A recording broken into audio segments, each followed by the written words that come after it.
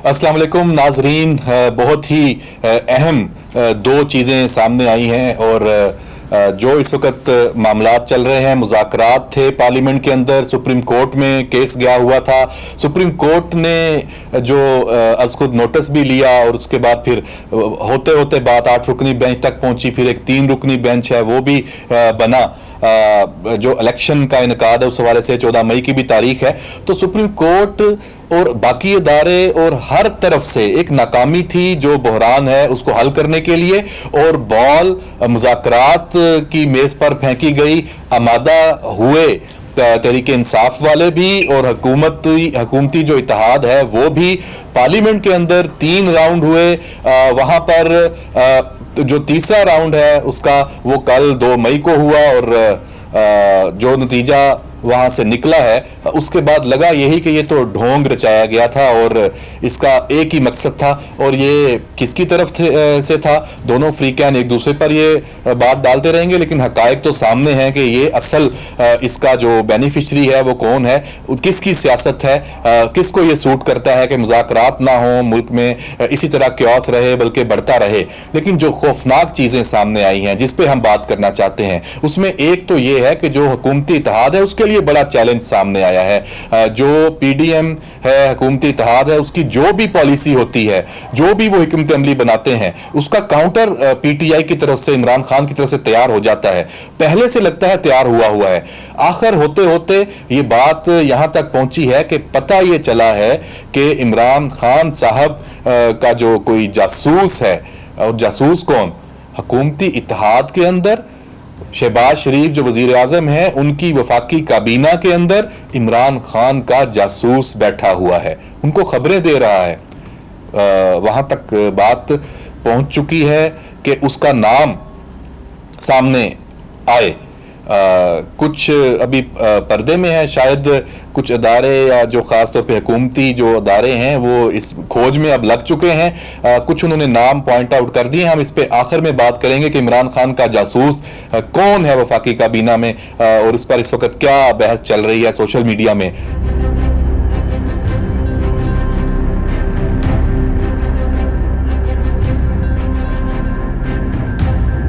दूसरी जो बात है वो बड़ी एक परेशान कुन है।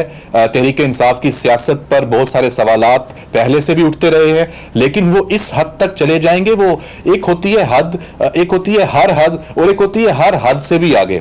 तो बात पता नहीं कहाँ जाकर रुकेगी। तहरीक इंसाफ और इमरान खान साहब की एक ये पॉलिसी जो सामने आई है, जो नुकात जो चीज़ें हैं वो ये है कि एक फॉल्स फ्लैग ऑपरेशन, उसकी तैयारी। हम तो फॉल्स फ्लैग ऑपरेशन का सुनते आए हैं इंडिया के हवाले से कि नरेंद्र मोदी, और कश्मीर में हमने देखा भी और दुनिया में भी ये चलता है कि अपने मुखालफिन को दबाव में लाने के लिए खुद एक प्लान किया जाए, कोई कार्रवाई डाली जाए, उसका इल्ज़ाम जो अपने मुखालफिन है उन पर डाल दिया जाए। तो प्लान अपने आप को जो एक बयानिया अभी मुज़ाकरात के चक्कर में पार्टी थोड़ा कमज़ोर हुई, अवाम जो पीटीआई का वोट बैंक है वो मुज़ाकरात और अमन शमन इस पे वो बिलीव नहीं करता। उसको इंतशार चाहिए, उसको फसाद चाहिए और एक हल्ला गुल्ला चाहिए। इसी पे ही उनकी पूरी सियासत की बुनियाद है। इसीलिए अब वो मुज़ाकरात से भागे भी हैं कि उनको सियासी फ़ायदा सिर्फ मुज़ाकरात से हटकर ही है। तो साजिश क्या है जो सामने आई है? बहुत अहम जो ज़राए हैं, ज़ाहिर बात है हुकूमती ज़राए और पाकिस्तान में जिस तरह जो अदारे काम कर रहे हैं, ये चीज़ें सामने आई हैं। इसकी जो तस्दीक है या इसमें कुछ हकीकत नहीं है, ये प्रोपेगेंडा है, इस पर बहस शुरू हो चुकी है। साजिश क्या है? साजिश ये है कि गिरफ्तारियां तो हो रही हैं, तहरीक इंसाफ के रहनुमा गिरफ्तार होते हैं। इस वक्त उनके जो जिन्होंने माल कमाया था मुख्तलिफ अदारे उनके पीछे हैं। एंटी करप्शन पंजाब में सबसे हमें फाल नज़र आ रहा है, केपीके में भी इसी तरह के काम हैं। तो ये तय हुआ है कि उनके जो रहनुमा हैं, कुछ अहम लीडर्स हैं, उनको दुराने हिरासत पुलिस कस्टडी में या किसी तरह कोई खुदा ना खास्ता जहर दिया जाए, फूड पॉइजनिंग हो और कोई वहाँ उनकी जान चली जाए, ज़ख्मी हो। इसी तरह किसी जगह कोई फायरिंग का खुदा ना खास्ता वाक़या पेश आ सकता है, कोई ज़ख्मी हो सकता है, कोई मर सकता है। लेकिन नाम जो सामने आया है कि देखें, जब इस तरह की कोई प्लानिंग होती है उसमें सामने ये आता है कि कौन सी शख्सियत है उसको टारगेट करेंगे तो नतीजा ज़्यादा निकलेगा। تو سب سے زیادہ ہمدردی پی ٹی آئی کیمپ میں عوام میں جو ان کے کس کے لیے ہے؟ عمران خان کے جو قریبی مراد سعید، ان کا نام سامنے آیا ہے. اور ناظرین یہ جو چیزیں ہیں یہ اب سوشل میڈیا پہ اس پر بات ہوئی ہے.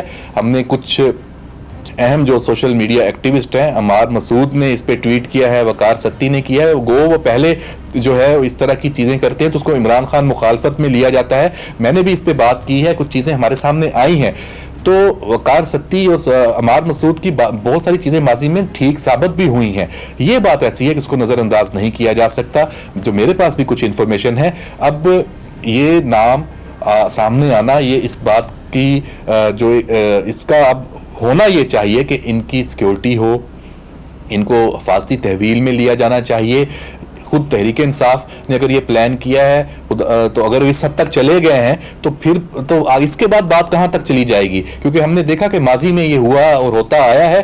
بہت دفعہ یہ چیزیں ہوئی ہیں کہ یہ ایک واقعہ ہوتا ہے، پتہ چلتا ہے خود کروایا ہے اور اپنے مخالفین کے اوپر پرچہ کروانے کے لیے. ہم دیہاتوں میں دیکھتے تھے کہ جناب اپنی کوئی لڑائی ہوتی ہے تو ناک کی ہڈی توڑ دی اور اپنی انگلی توڑ دی اپنے مخالفین پر پرچہ کرانے کے لیے. یہ بات اسی تناظر میں اس سے کہیں خوفناک ہے. یہ ہو جاتی ہے پھر ملک میں کیوس، ملک میں جو ایک ایسی صورتحال. مقصد کیا ہے؟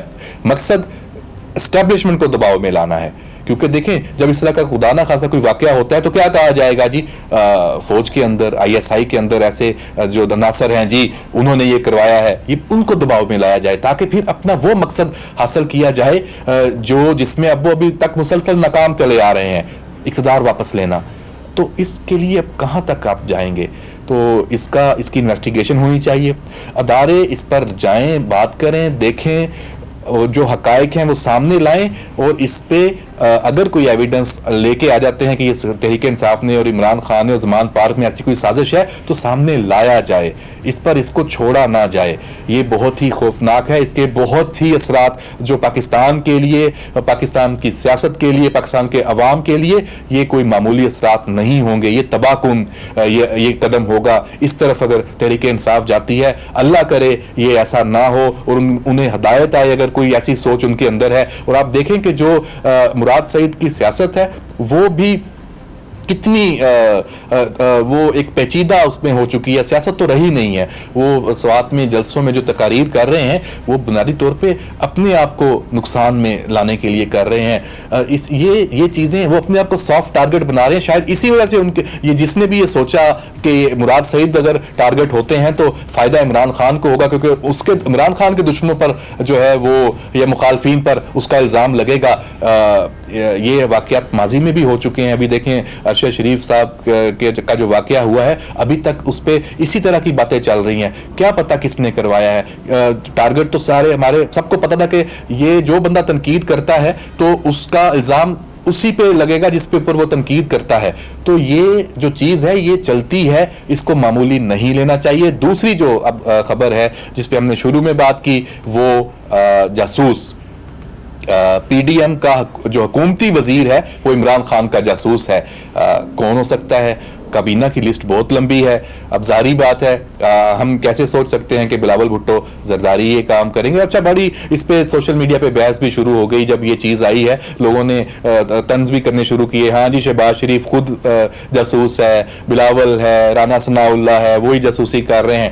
لیکن کوئی تو ہے جو بتا رہا ہے، کوئی تو ہے جو کوئی آپ فیصلہ کرتے ہیں چاہے وہ سیاسی ہو، انتظامی ہو، سپریم کورٹ میں آپ نے وہ اس کا کاؤنٹر تیار ہوتا ہے. اور عمران خان بڑا جس وقت زمان پارک میں وہ خبر پہنچی ہوتی ہے تو زمان پارک کی خبریں بھی ادھر آتی ہیں تو یقیناً وہاں بھی جاسوس ہوں گے، جو حکومتی ہوں گے وہ عمران خان کے قریبی ہوں گے. لیکن یہ جو خبر آئی ہے اس میں اب وزراء ہیں ان میں کافی ایک سراسیمگی ہے کہ کون ہو سکتے ہیں. خورشید شاہ ہیں وہ بیمار رہے ہیں کچھ عرصہ اور کیبنٹ میں جاتے بھی نہیں رہے اور اس لیے وہ تو اس شخص سے بالاتر ہو جاتے ہیں.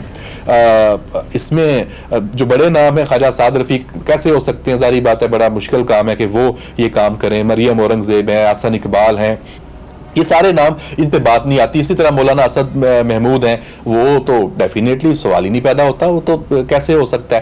ایم کیو ایم کے دوست ہیں, ان کے اوپر ہمیشہ سے لوگ شک کرنے میں بڑا وہ پہل کرتے ہیں, لیکن دیکھتے ہیں کہ اور ان کو کیا فائدہ اس کا ہو سکتا ہے. اسرار ترین بلوچستان سے ہیں, وہ باپ میں تھے پہلے اور ابھی بھی وہ عمران خان صاحب کے ساتھ رہے بھی ہیں, ان پہ بھی شک جا رہا ہے. پتہ نہیں اب ان کا یہ اس لیول کے کھلاڑی ہیں کہ نہیں ہے. کھلاڑی کوئی بڑا ہے ظاہری بات ہے, اور ایسا ہے جس کے پاس وہ کلوز بھی ہوگا شہباز شریف کے, جس کے پاس انفارمیشن ہوگی, ہو سکتا ہے ایک نہ ہو, ایک سے زیادہ ہو, وہ بھی اسی بہ میں اسی لہر میں بہ گئے ہوں کہ ابھی تو خان صاحب ہیں, ان کی اتنی مقبولیت ہے, ہمیں تو ان کے ساتھ ہی جانا ہے, یا ان کے اپنے اور کوئی مسائل ہوں تو اس وجہ سے وہ جا رہے ہوں. تو بہرحال یہ ایک خبر ہے اور اس پہ ہم کوشش کر رہے ہیں کہ اس تک پہنچیں کہ وہ کون ہے جاسوس.